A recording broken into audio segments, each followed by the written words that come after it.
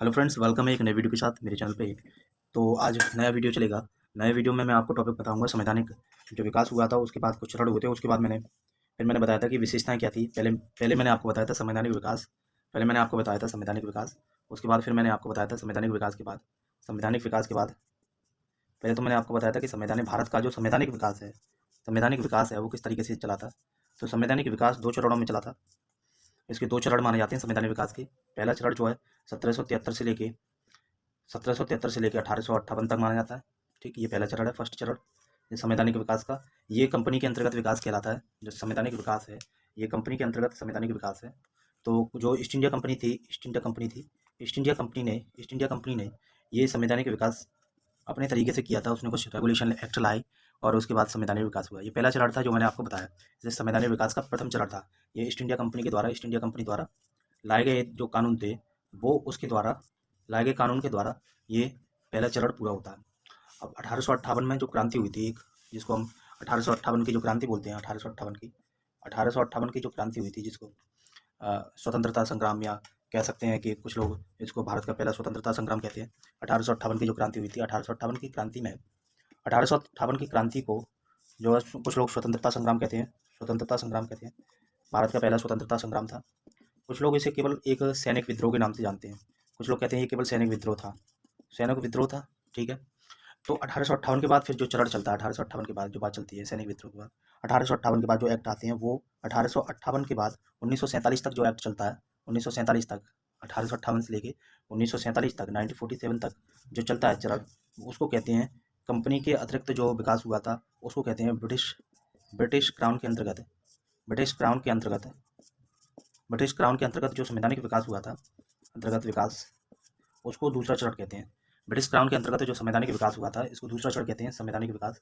तो इसको दूसरा चरण कहते हैं संवैधानिक विकास। इस तरीके से ये 2 चरण होते हैं। तो पहला चरण आपको यहाँ से ये समझ लेना है कि संवैधानिक विकास का जो पहला चरण था वो इस तरीके से समझ लेना है कि पहला जो विकास का चरण है वो 1773 से लेके 1858 तक, और दूसरा चरण है, ये पहला चरण है और इसको पहला चरण कहते हैं। और दूसरा जो चरण है वो आप कह सकते हैं 1858 से लेके, ठीक है। कोई कोई यहाँ 57 लगाता है, 1857 तक ही रखते हैं। ठीक है। 58 में कानून आया था एक, तो 1858 से लेके 1947 तक। तो मोस्टली इसको जो है 57 तक ही लगाते हैं। जहाँ जहाँ आपको 58 लग रहा है वहाँ 57 कर लेना, क्योंकि 57 के बाद जो एक्ट आया था 1858 में, वो ब्रिटिश क्राउन के अंतर्गत, यानी कि ब्रिटेन की अब संसद ने, वो पार्लियामेंट ने, वो अपने शासन के अंतर्गत, वो ईस्ट इंडिया कंपनी का जो शासन अपने अंतर्गत ले लिया था। भारत का शासन ईस्ट इंडिया कंपनी ने अपने अंतर्गत ले लिया था। ये संवैधानिक विकास के 2 चरण है। तो इसी चरण में मैंने आपको कई कानून बताए। तो जैसे 1773 का रेगुलेटिंग एक्ट हो गया, फिर 1813 का एक्ट हो गया, 1892 का एक्ट हो गया, 1909 का एक्ट हो गया, 1909 के बाद 1919 का एक्ट हो गया, 1935 का एक्ट हो गया, 1935 के एक्ट के बाद 1947 का एक्ट हो गया, जिसको स्वतंत्रता अधिनियम कहते हैं। तो ये सारे मैंने बताए। फिर संविधान की विशेषताओं के विषय में ही मैंने आपको बताया कि संविधान की विशेषताएं क्या रही थी। अब जो आज बात करने वाला हूँ, वो आज मैं बात करने वाला हूँ आपसे कि संविधान के कुछ महत्वपूर्ण भाग क्या है, संविधान के भाग क्या है, और उस भाग में संविधान के भाग क्या है, उस भाग में ये बात करने वाला हूँ कि वो जो भाग हैं उसमें कौन कौन से आर्टिकल रिलेटेड है, कौन कौन से आर्टिकल उसमें रिलेटेड है, वो मैं आपसे बात करने वाला हूँ। तो ये सारी बातें जो मैंने आपको बताई हैं, जो संवैधानिक चरण के संवैधानिक विकास की बातें बताई हैं, जो आज बात होने वाली है वो ये बात होने वाली है कि भारत के संविधान के भाग क्या हैं। तो भारत के संविधान के भाग की बात करने वाला हूँ। तो भारत के संविधान के कुछ महत्वपूर्ण भाग, संविधान के महत्वपूर्ण भाग की बात करने वाला हूँ।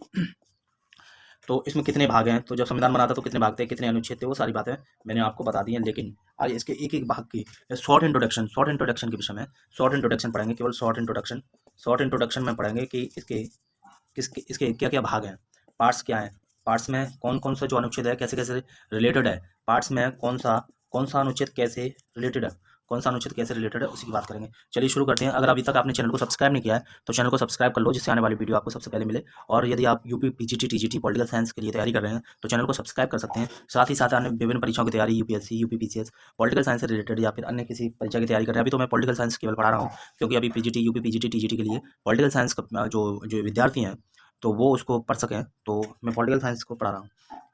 तो अन्य विषयों को भी शुरुआत करेंगे। तो पहले ये पॉलिटिकल साइंस आप पढ़ सकते हैं। ठीक है। इसमें पॉलिटी में संविधान हो गया, संवैधानिक विकास हो गया, अनुच्छेद हो गए, और संशोधन में बहुत सी चीज़ आती हैं। पॉलिटी में पूरा पॉलिटी आता है, हालांकि पूरा पॉलिटी तो बड़ा विस्तृत है। ठीक है। तो वो अलग बात है। लेकिन आज जो बात कर रहे हैं वो ये बात कर रहे हैं कि किस तरीके से उसमें कौन सा आर्टिकल है और कौन सा आर्टिकल में कौन सी बात रखी गई है, भाग में कौन सी बात रखेगी उस पर हम बात करें। तो आज बात होने वाली है संवैधानिक उसके भाग की, ठीक है। तो शुरू करते हैं। जैसे कि आप देख रहे हैं इसमें भाग है, ठीक है। तो भाग से रिलेटेड इसमें मैं आपको बताने वाला हूँ कि कौन कौन से भाग जो है किससे रिलेटेड है। जैसे भाग एक है, शुरू करते हैं। भाग एक है तो उसमें दिया है संघ और उसका राज्य क्षेत्र। भाग एक में संघ और उसका राज्य क्षेत्र दिया है, ठीक है। आर्टिकल 1 से लेके कहाँ तक है, 4 तक भाग एक में, ठीक है। भाग दो में, जो भाग दो है वो नागरिकता से संबंधित है, वो आर्टिकल है 5 से लेके 11 तक, आर्टिकल 5 से लेके 11 तक। भाग 3 में मौलिक अधिकार है, जो 36 से लेके 51 तक आर्टिकल है। आर्टिकल का अर्थ है अनुच्छेद, आर्टिकल का अर्थ है अनुच्छेद, ठीक है। भाग 4 में जो है, भाग 4 में राज्य की नीति निर्देशक तत्व है और 36 से लेके 51 तक है। भाग 4 ए में मौलिक कर्तव्य और 51 का है। भाग 5 में सरकार है और कार्यपालिका है, संसद है, राष्ट्रपति की विधायी शक्तियां, संघ की न्यायपालिका है, भारत का नियंत्रक, लेखा परीक्षक है। ये सारी चीज़ें जो है वो भाग 5 का पार्ट, भाग 5 का भाग है। ये भाग जो है, जो भाग है ये भाग 5 है। ये याद रखना है आपको कि ये भाग 5 है। कौन कौन सा है, मौलिक कर्तव्य, संघ सरकार हो गई, कार्यपालिका हो गई, संसद हो गई, राष्ट्रपति की विधायी शक्तियां होगी, संघ की न्यायपालिका होगी, भारत का नियंत्रक, लेखा परीक्षक होगा। भारत का नियंत्रक महालेखा परीक्षक आर्टिकल 148 से लेकर 151 तक है। संघ सरकार है 52 से लेकर 51 तक, कार्यपालिका 52 से 78 तक, संसद है 79 से 122 तक, राष्ट्रपति की विधायी शक्तियां 123 में, संघ की न्यायपालिका 124 से 147। भाग 6 में क्या दिया है, भाग 6 में दिया है राज्य से संबंधित, राज्य से संबंधित भाग 6 में दिया है। ये देख लेना, भाग 5 और भाग 6 में, भाग 5 और भाग 6 में दिया है राज्य सरकार है, राज्य सरकारें जो है भाग 6 में दिया है। भाग 6 ये राज्य सरकार से रिलेटेड है। तो भाग 6 में राज्य सरकार है, ठीक है। भाग 6 में राज्य सरकार है, 152 अनुच्छेद, 152 से लेके 152 से शुरू है राज्य सरकार। और उसमें राज्य सरकार के बाद अध्याय कुछ दिए हैं, अध्याय 1, 2, 3, 4। राज्य सरकार में साधारण जो अध्याय है, अध्याय 1 में साधारण है, जो 152 से लेके 237 तक है। फिर उसके बाद कार्यपालिका 153 से लेके 167 तक। फिर राज्य विधानमंडल है, राज्य विधानमंडल है 168 से 212 तक, 212 तक। फिर राज्यपाल की विधायी शक्तियाँ 213 में, और राष्ट्रपति की विधायी शक्तियाँ जो है 123 में, 213 123 मैच हो रहा है। अधीनस्थ न्यायालय 233 से लेकर 237 तक।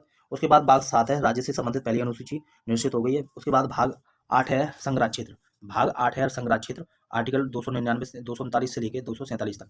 उसके बाद है भाग 9 है पंचायतें, भाग 9 में पंचायतें, ये याद रखना, भाग 9 में पंचायतें, और 247 से लेकर 243 और तक। उसके बाद भाग 9 का में नगर पालिकाएं, भाग 9 का में नगर पालिकाएं 243 ता से लेकर 243 छा तक। उसके बाद भी और कुछ महत्वपूर्ण भाग हैं, जैसे कि और भी महत्वपूर्ण भाग हैं इसके, जैसे कैसे देख सकते हैं आप इसमें।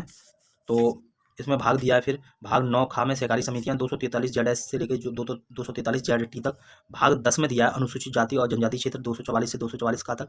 भाग 11 में दिया है संघ राज्य क्षेत्र के बीच संबंध, अध्याय 1 अध्याय 2 में। तो ये भाग पूरा दिया है इसमें 245 से लेके 263 तक। भाग 12 में दिया है वित्त, संपत्ति, संविदाएं और वाद 264 से लेके 300 तक। तो ये सारे इसमें भाग दिए हैं। तो और भी इसमें महत्वपूर्ण भाग दिए हैं, देखते हैं और क्या क्या दिया है। तो इसमें भाग हो गए आपके 12। भाग 13 में दिया है भारत के राज्य क्षेत्र के भीतर वाणिज्य एवं समागम 301 से लेकर 307 तक। भाग 14 में दिया है संघ राज्य क्षेत्र और उसकी सीमाएं, लोक सेवा आयोग, लोक सेवा आयोग का 315 से लेकर 343 तक। और ये भाग कौन से में है, भाग 14 में है। और सेवाएं, संघ राज्य क्षेत्र के अधीन सेवाएं दी है 308 से लेकर 307 तक। उसके बाद अधिकरण दिया है, अधिकरण दिया है 323 का से लेकर 323 खा तक। अधिकरण इंपॉर्टेंट है, यूपीएससी में कई बार पूछा गया है, और पीजीटी में तो ये पूछा ही जाता है कि भाग 3 में क्या है, 2 में क्या है।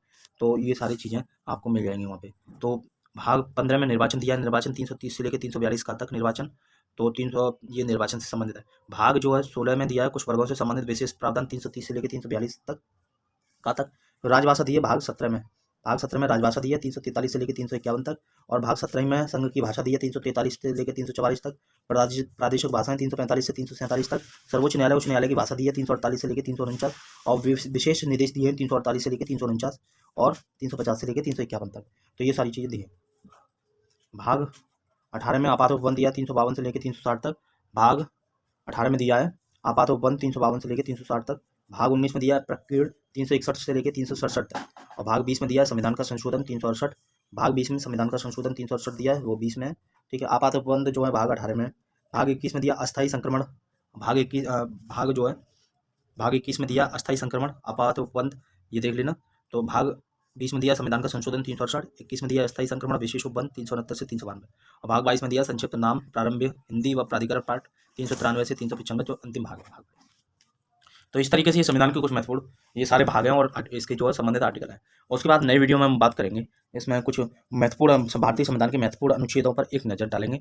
उसके बाद ये देखेंगे कि कौन से आर्टिकल में क्या बात दी है। अभी भाग की बात करिए कि कौन से भाग में क्या दिया है और उससे संबंधित आर्टिकल क्या है। तो ये वीडियो आपको कैसा लगा कमेंट करके बताएं। अगर आपने अभी तक चैनल को सब्सक्राइब नहीं किया तो रिक्वेस्ट है आप चैनल को सब्सक्राइब कर लें और जिससे और बेल आइकन को प्रेस करें जिससे कि ऑल वाले पे, जिससे सभी वीडियो आपको सबसे पहले मिले और आपकी परीक्षा में सहायक हो। और मैं तो यही उम्मीद करता हूँ। उम्मीद है आप सब अच्छे होंगे। नई वीडियो में फिर मिलते हैं, तब तक के लिए ब्रेक लेते हैं। नमस्कार, बाय।